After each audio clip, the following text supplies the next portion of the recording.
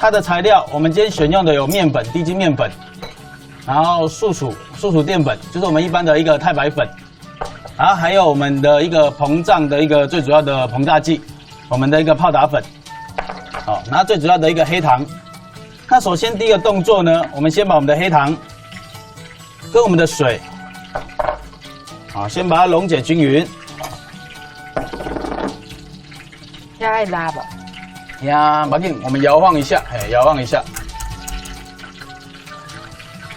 好，稍微搅拌均匀。那如果你想要你的黑糖糕可以更香，可以更香，你可以稍微把你的黑糖稍微炒过，让它会有一个焦糖的一个香气，它的整个香气会更升华，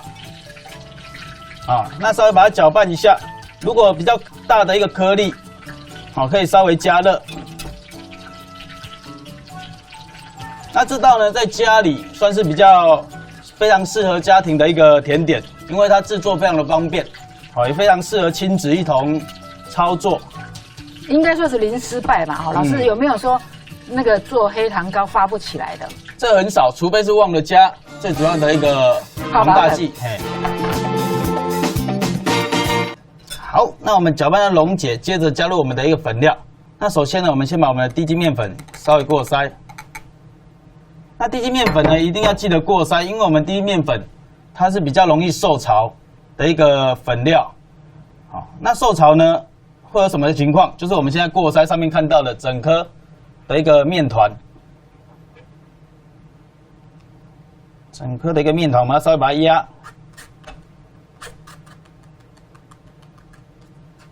好，就把它过筛。那这里的粉呢，我们都要加素薯粉。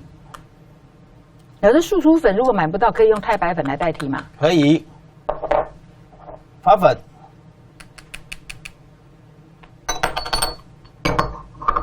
好，全部把它过筛进来。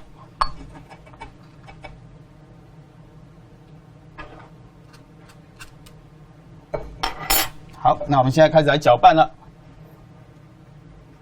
慢慢把它搅拌到成为面糊的一个状态。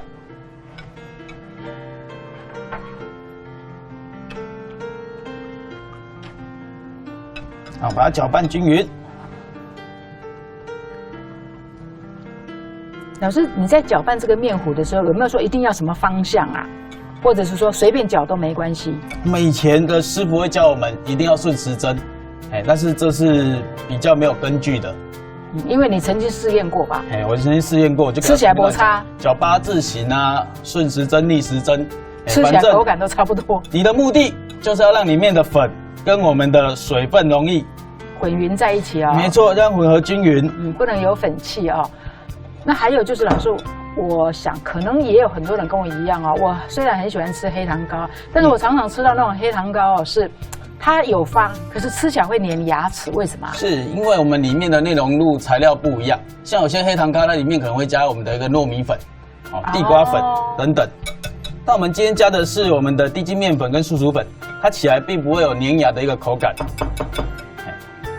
那搅拌呢，因为我们里面有加发粉，所以你可以看到上面有我们的一个气泡。好，那稍微呢，我们让它静置个5分钟。我们再来把它装入模，那待会放到我们电锅里面去蒸。这个也伤大机吧？对呀。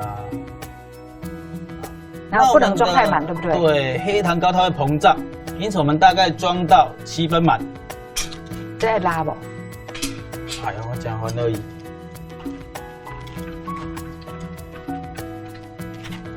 7分满。这样可以吗？还是有什么特殊的动作？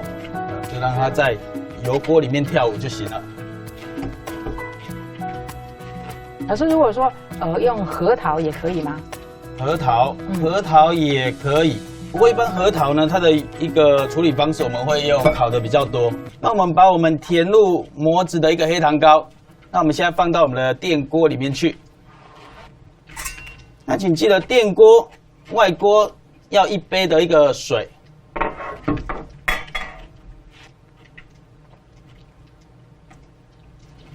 那你的电锅呢，要先预热。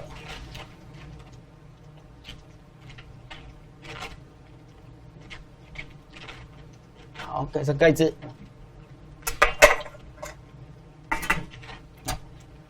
焖煮到它跳起来就可以了。那起来的时候呢，我们表面会再撒上少许的一个白芝麻做装饰。电锅跳起来以后，就可以掀开盖子，撒上我们少许的一个炒过的白芝麻，我们就可以准备上桌咯。老师在很忙的时候，老师，我这腰果可以吃了吗？还是要等凉了才吃？当然会建议放凉了再吃，才会脆嘛，对不对？没错。所以稍安勿躁。对，稍安勿躁。但我可以做一个比较，如果我有一点温度吃，跟我都冷了来吃，会有什么不一样嘛？哈。确实还没熟，要等等。没错，要等它放凉。好可爱哦！蒸完表面就会比这样的一个盘手 ，OK。哇，我平常看到的黑糖糕都是这样一大盒嘛，然后再切嘛。老师做的这个黑糖糕可以带走哎，足够。当然啦，当然。我们今天因为时间的关系，所以我们用比较小的容器，它的一个时间上我们可以大大的一个缩短。